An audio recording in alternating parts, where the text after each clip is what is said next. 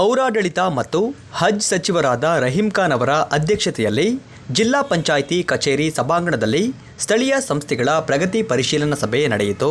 ಚಿಕ್ಕಮಗಳೂರು ವಿಧಾನಸಭಾ ಕ್ಷೇತ್ರದ ಶಾಸಕ ಎಚ್.ಡಿ. ತಮ್ಮಯ್ಯ ಅವರು ಮಾತನಾಡಿ, ಇತ್ತೀಚಿನ ದಿನಗಳಲ್ಲಿ ಪೌರ ಕಾರ್ಮಿಕರು ಸರಿಯಾಗಿ ಕಸ ಸಂಗ್ರಹಣೆ ಮಾಡುತ್ತಿಲ್ಲ ಎಂದು ಆರೋಪಿಸಿದರು.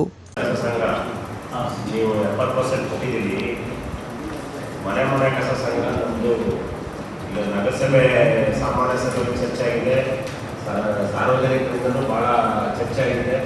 ಪ್ರತಿದಿನ ಮನೆ ಕಸದ ಸರಿಯಾಗಿ ಸಂಗ್ರಹ ಮಾಡ್ತಾ ಇಲ್ಲ. ಈಗ ನೀವು ಅದನ್ನು ರದ್ದು ಮಾಡಿ ಹೊಸದಾಗಿ ಮಾಡಬೇಕು ಅಂತ ಒಂದು ನಿರ್ಣಯನೂ ನಗರಸಭೆಯಲ್ಲಿ ಪಾಸ್ ಆಗಿದೆ.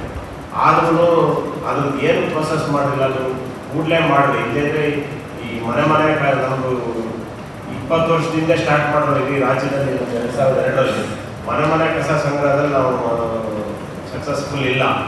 ಅದು ನೀವು ಕೊಟ್ಟರೆ ಯಾರಿಗೆ ಏಜೆನ್ಸಿ ಕೊಟ್ಟಿದ್ದೀರಿ, ಆ ಏಜೆನ್ಸಿ ಸರಿಯಾಗಿ ಕೆಲಸ ಮಾಡ್ತಾ ಇಲ್ಲ. ಮಂತ್ರಿಗಳಿದ್ದಾರೆ, ಎಲ್ಲರೂ ಅಧಿಕಾರಿಗಳಿದ್ದಾರೆ, ಜಿಲ್ಲಾಧಿಕಾರಿಗಳಿದ್ದಾರೆ.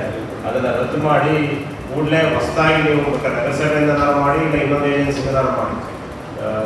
ನಗರಸಭೆ ಈಗ ಮಾಡ್ತಾ ಇರೋದು ಪ್ರತಿದಿನ ಬರ್ತಾ ಇಲ್ಲ. ಬರ್ತಾರೆ ಇಲ್ಲಿ ನಮ್ಮ ಮನೆಗಳಿಗೆ ಮೇಲ್ಗಡೆ ಇರೋ ನಮ್ಮ ಮನೆಗಳಿಗೆ ಬರ್ತಾ ಇದೆ. ಇದಕ್ಕೆ ಉತ್ತರಿಸಿದ ನಗರಸಭೆ ಪೌರಾಯುಕ್ತರಾದ ಬಿಸಿ ಬಸವರಾಜ್, ಕಳೆದ 2 ತಿಂಗಳ ಹಿಂದೆ ಪೌರ ಕಾರ್ಮಿಕರು ಸರಿಯಾಗಿ ಕೆಲಸ ನಿರ್ವಹಿಸುತ್ತಿದ್ದರು. ಆದರೆ ನಿರ್ಮಲಾ ಭಾರತಿ ಟ್ರಸ್ಟ್ ಅವರು ಪೌರ ಕಾರ್ಮಿಕರಿಗೆ ಸರಿಯಾಗಿ ರಕ್ಷಣೆ ನೀಡುತ್ತಿಲ್ಲವೆಂದು, ಸರಿಯಾಗಿ ಕಾರ್ಯನಿರ್ವಹಿಸುತ್ತಿಲ್ಲ. ನಗರಸಭೆಯಿಂದಲೇ ಪೌರ ಕಾರ್ಮಿಕರಿಗೆ ವೇತನ ನೀಡಬೇಕು ಎಂದು ಪೌರ ಕಾರ್ಮಿಕರು ಒತ್ತಾಯಿಸಿದ್ದಾರೆ ಎಂದು ಹೇಳಿದರು.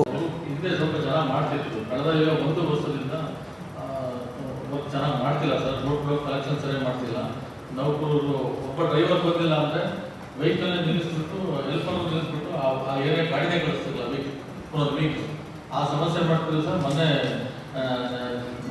ಜಿಲ್ಲಾಧಿಕಾರಿಯಿಂದ ಅಪ್ರೂವಲ್ ತಗೊಂಡು ಜಾಸ್ತಿ ಸೂಚನೆ ಮೇರೆಗೆ ನಾವೇ ಲೇಬರ್ಸ್ನ ನೇರವಾಗಿ ಅಲ್ಲಿ ವರ್ಕ್ ಮಾಡ್ತಿರೋ ಲೇಬರ್ಸ್ನ ನಗರಸಭೆಯಿಂದಲೇ ಪೇಮೆಂಟ್ ಮಾಡಿ ಆ ಟ್ರಸ್ಟ್ ಏನು ಕೊಟ್ಟಿದ್ದು ಅದನ್ನು ಕ್ಯಾನ್ಸಲ್ ಮಾಡಲಿಕ್ಕೆ ರೆಡಿ ಮಾಡ್ಕೊಂಡಿದ್ದೀವಿ ಸರ್.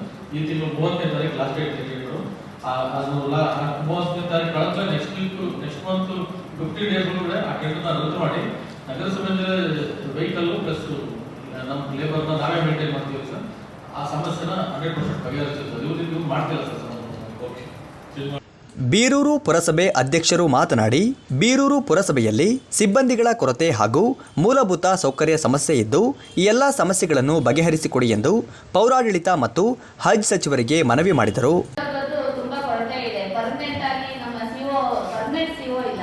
ಆಮೇಲೆ ಸಿಒ ಅವರಿಗೆ ಅವರು ಒಬ್ಬರೇ ಸಹ ಒಂದು 2-3 ಜನ ಕೆಲಸನ ಒಬ್ಬರೇ ಮಾಡೋದ್ರಿಂದ ಅವರಲ್ಲಿ ಒತ್ತಡ ಅವ್ರಿಗೆ ಜಾಸ್ತಿ ಆಗ್ತಾ ಇದೆ. ನಾವೆಲ್ಲ ಒಂದು ಕೆಲಸ ಹೇಳ್ಬೇಕು ಅಂತ ಅಂದ್ರೆ ನಮಗೆ ಬೇಸರ ಆಗ್ತಾ ಇದೆ. ಅವ್ರಿಗೆ ಏನಾದ್ರು ಹೇಳ್ಬೇಕು ಅಂದ್ರೆ ಅಷ್ಟು ಒತ್ತಡ ಪರಿಸ್ಥಿತಿಯಲ್ಲಿ ನಮ್ಮ ಸಿಒ ಇದ್ದಾರೆ.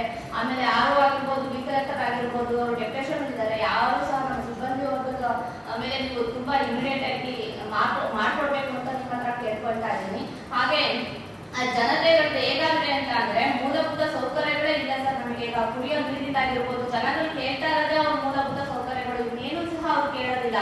ನೀರಾಗಿರ್ಬೋದು, ಅವರಿಗೆ ಲಕಳ್ಳಿಯಿಂದ ಒಂದು ಜಾಕ್ವೇಲ್ 2013ರಲ್ಲಿ ಪ್ರಾರಂಭ ಆಗಿದ್ದು 11 ವರ್ಷ ಆಯಿತು ಇಲ್ಲಿಗೆ. ಆದ್ರೆ ಅದು ಇವಾಗ 11 ವರ್ಷದ ಮೋಟರ್ ಸೌಕರ್ಯ ಆಗಿದೆ ಸರ್. ಅದನ್ನ ಆಗ ಅಡಿಷನಲ್ ಆಗಿ ನಮಗೆ ಒಂದು ಮೋಟರ್ ವ್ಯವಸ್ಥೆಯಿಂದ ನೀವು ತುಂಬಾ ಇಮಿಡಿಯೇಟ್ ಆಗಿ ಮಾಡ್ಕೊಡ್ಬೇಕು ಸರ್. ಯಾಕಂದ್ರೆ ನೀರಿನ ಸಮಸ್ಯೆ ತುಂಬಾ ಆಗಿದೆ. ಅಲ್ಲಿ ದನ ಕರುಗಳನ್ನೆಲ್ಲ ಸಾಕೊಂಡು ಜೀವನ ಮಾಡ್ತಾ ಇರೋರು, ಮೂಗ ಪ್ರಾಣಿಗಳಿಗೂ ಸಹ ನೀರಿಲ್ಲ, ಇಲ್ಲಿ ಜನರಿಗೂ ಸಹ ನೀರಿನ ವ್ಯವಸ್ಥೆ ಇಲ್ಲ. ತುಂಬಾ ಕಠಿಣವಾದಂತಹ ಪರಿಸ್ಥಿತಿಯಲ್ಲಿದ್ದಾರೆ. ಅದೇ ರೀತಿ ಹೇಗಾದ್ರೆ ಅಂತಂದ್ರೆ ಅಲ್ಲಿ ಕೂಲಿ ಕಾರ್ಮಿಕರಿಗೆ ಅಡ್ಡೆ ಕೆಲಸಕ್ಕೆ ಹೋಗುವಂತವ್ರು ಆ ರೀತಿ ಜನಗಳೇ ಜಾಸ್ತಿ ಇರೋದು. ಅಲ್ಲಿ ಲೈಟಿನ ಫೆಸಿಲಿಟಿ ಇಲ್ಲ, ತುಂಬಾ ಕಗ್ಗತ್ಲೆಯಿಂದ ಕೂಡಿದೆ.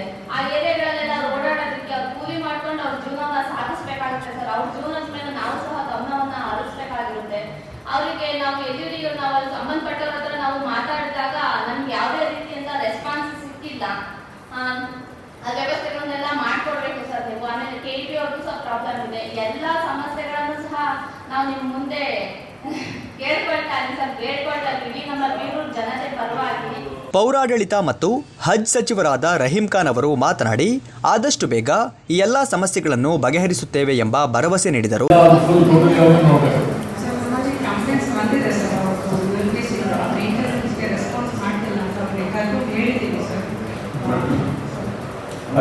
ಅಜ್ಜಪುರದಲ್ಲಿ ಎಸ್ಟೇಟ್ ಹಾಕಬೇಕು,